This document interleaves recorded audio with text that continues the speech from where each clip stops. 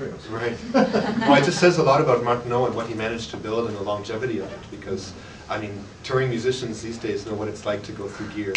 And I just think that one other thing that maybe the audience here and there and everywhere doesn't realize is that there is no alternative to this. There's no modern recreation of the old Martenot on the market.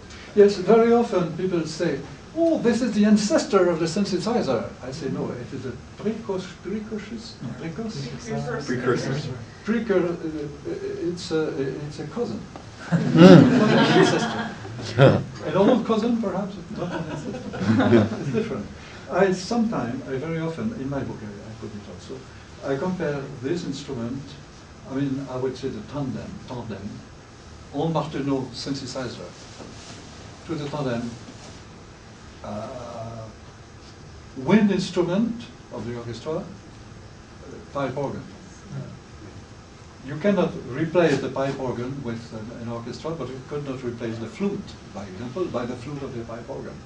So it's something like that here. It's the flute. And the synthesizer is a pipe organ. Are there any other questions? Oh, great, good. Kasia, please. I just wonder if there's a way of like playing more contemporary music, you know, kind of, I don't know, a lot of break beats. I don't know if that makes any, yeah. Of course. So the question is about contemporary music and the old Martenot? Yes, I wanted to demonstrate the basic aspect of the instrument, the fact that it is an instrument of music. But for the contemporary music, yes, pieces have been written for this instrument, like composer, Montreal composer Gilles Tremblay composed for this instrument, and he played it, by the way. Messiaen, of course, is here in Montreal, you have Michel Gondry, who composed a piece, but for that piece I need echo box, because it's about the waves of the sea. Something like that. And it's a very good piece, using very sensitive body, but also great virtuosity of the ring aspect. In terms of popular music, Radiohead's a big proponent, and Johnny Greenwood, the guitarist from Radiohead, uses it on, since Kid A, it's been on every album pretty much. It's one of the only sort of major rock and roll stars that's using the Owen, and even he hasn't managed to acquire a real Owen sound. It's somewhat different, his own. Yes, different. Yes.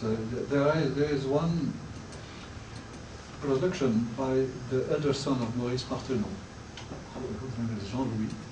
But there is also someone in Paris building an instrument. For me, to me, the one that the no Martenot person is perhaps closer to the spirit. We had strong discussion. But, well, he's doing, of course, his best. Well, what I think is that he tried to do better than David. Which is a good idea by itself. But it would have, it's my opinion, it would have been better if she did as well as first, then better. There was another question, I think. Yeah, I was just curious as to how many of these exist, like how many, because I've never heard of one before, and I've never met any other players before, so I was just wondering. So the question is, how many of these instruments still exist, and why haven't I heard of it? There must be a few hundred. A few hundred. And the people who played this instrument also, because very often somebody learns this instrument, plays it for a few years, and finally do something else. I have a cousin of my wife, and there is no relation between this and that. I married my wife. Used to play in Paris with Jean Villard, Théâtre National Populaire, National Popular Theatre. For 5 years she played. You have Sylvette Allard, who played with Jacques Brel for a few years. Oh no, no, she continued then. No, she continued. But some people like that, like Ensemble Nom de Montréal, some people were members of it, had very good notes at the examination of the conservatory when Martenot was in the jury. But finally, for some reasons, of course, as you say, it's rare, so rarely used. It's hard to make a living out of this. So they stopped. And well, it's thin history, but a long one.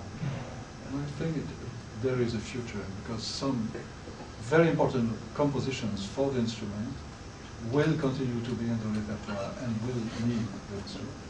So that's why I believe in the future of this instrument. And the idea, at least, maybe you can finish Mr. Martenot terminato, but you still have, if you still have the key volume, all the sensitivity, basic sensitivity, he will have one race history. Yeah, I couldn't agree more, obviously. But the one thing that I would add too is that being an English speaker, we haven't maybe heard of the instrument as often. And in Quebec, it actually has a very strong history in Quebec, in large part because of Jean. But it's also, if you look up Owen Martenot on Wikipedia, for instance, Quebec is mentioned. Groups like Beau Dommage and Harmonium, with Marie Bernard, one of Jean's colleagues, she was performing with them. So there is a strong identity for the Ondes in Quebec, interestingly. But the English-speaking half of us maybe haven't been as exposed to it. I recommend very strongly to you the article by Caroline Martel, yes, because I think she went into deep idea of the instrument, and it may be interesting, inspiring. Yeah, it's written in French, and it's all about alchemy and the relationship between the Owen. Yes. And maybe I'll get David to help me translate it in the not too distant future, because it's an amazing article. Do we have any questions from our remote guests? Oh, they don't seem to be. Yes, we're okay. All right. Well, if that's the case, then why don't we put our hands together and thank Jean, and we can move on to Anna's